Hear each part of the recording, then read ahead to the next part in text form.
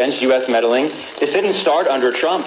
When Lula was in power the first time and his successor Dilma was in power, they accused the U.S. of being behind political coups in 2016, the politically motivated impeachment of Dilma Rousseff. And then in 2018, we saw that Lula was leading in the polls and he was imprisoned on what was later acknowledged to be false charges of corruption.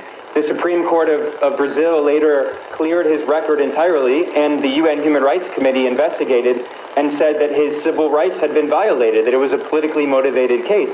This is why the Workers' Party in Brazil refers to this as a coup, what happened previously, which is what led Bolsonaro to come to power. And then Bolsonaro, he attempted a military coup. It wasn't very successful, but he attempted one, and we should keep in mind that it was inspired by what Trump supporters did on January 6th, 2021. Trump lost the presidential election. His supporters attempted a coup. They stormed the Capitol. And then Bolsonaro supporters did the exact same thing 2 years later on January 8th of 2023. And then Bolsonaro later admitted in court that he met with military leaders and asked for their support to prevent Lula, who won the elections, from taking power. So Trump, of course, erases all of that context, right, and he claims this is a witch hunt. This is not a witch hunt. In every single country on earth, it's illegal to try to carry out a coup after you lose an election, and that's exactly what Bolsonaro did. And Trump is using tariffs as a political tool of interference on behalf of his political ally.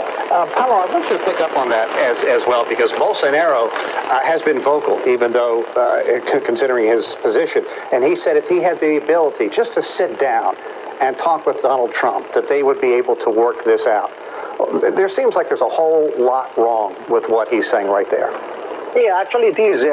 When we consider Brazilian right or far-right leaders, political leaders, not only Bolsonaro, but many others, for instance, the governor of São Paulo, Tarcísio, they all try to celebrate the tariffs that came from the U.S. Last week, saying that it's quite easy for Brazil to get over that. It's just to give a kind of amnesty to Bolsonaro, stop the investigation through the Supreme Court and stuff.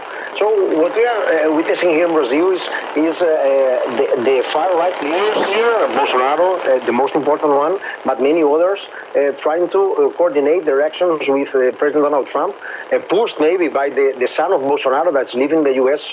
He's a federal deputy here in Brazil, a congressman, but he's in the U.S. by the moment, and he has very close relations to Trump, and maybe this is the reason for what we are witnessing here in Brazil. So the far-right leaders here and the political parties in Brazil coordinate with Bolsonaro, with Donald Trump, trying to interfere in our domestic politics. It's something very strange because this affects our democracy, our sovereignty, and above all, our relations to the U.S. We have more than 200 years relations now, a very good relations, strategic dialogue, and all this is put at stake by the moment because of this political movement led by Bolsonaro and his family and his son and everyone related to the family.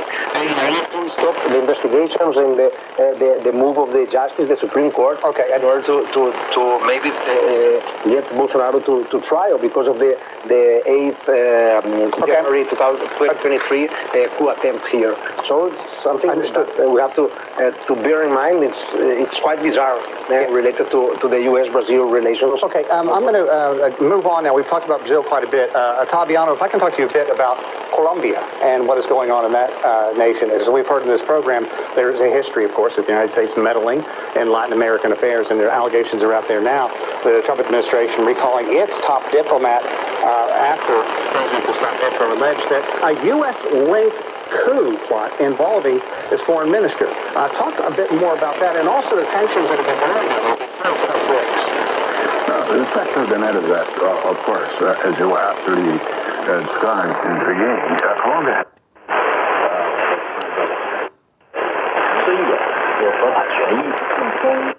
发挥更大的作用，在这样的一个框架下推动双方的这个合作，那么也表明了，在这个俄乌冲突以及特朗普冲击的这个背景下的，无论是英国还是德国，都要推动这个欧洲将自身的这个安全。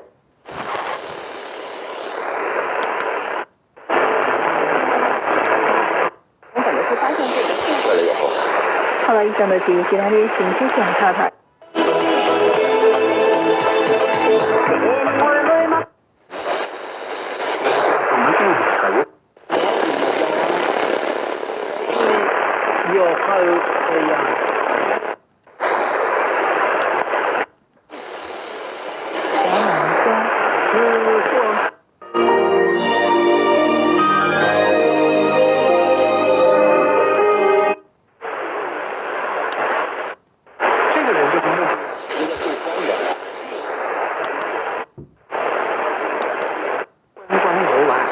据辽宁边检总站统计，7月1号属运以来，入境外国人超1.5万人次，同比增长1%。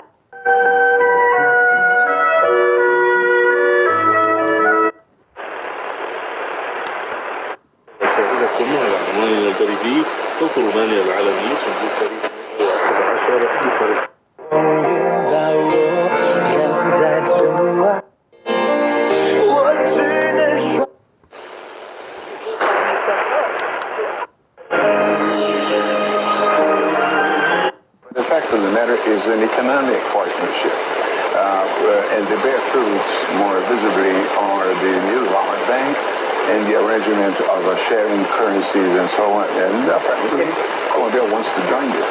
Mr. Trump has overstated the risks of this evolution of the BRICS.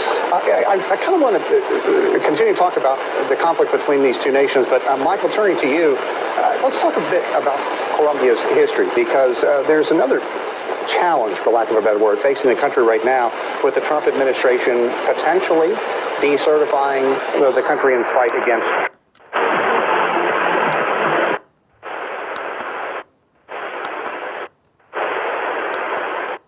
et de ce Lyon, les mascottes des Jeux Olympiques et Paralympiques d'hiver de Pékin. Peu après l'ouverture des Jeux, les produits représentant ces deux aimables mascottes étaient en rupture de stock. 陶瓷以前就是代表着中国，更好的能将这个。 Synonyme de la Chine, la porcelaine de Devois a été autrefois un produit de luxe à l'Occident. Alors, quand on combine la porcelaine et les Jeux d'hiver, cela rend la culture chinoise plus accessible pour les pays du monde. Voyages d'études, instruments en porcelaine ou pièces aéronautiques qui ont réfléchi à de nouveaux usages de la porcelaine. Avec l'approfondissement de l'initiative La ceinture et la route, de plus en plus d'entreprises comme le groupe SMG font leur apparition sur la scène mondiale. En accélérant la transformation du mode commercial et la montée en gamme des produits, ces entreprises sont de plus en plus habiles dans leur exploitation.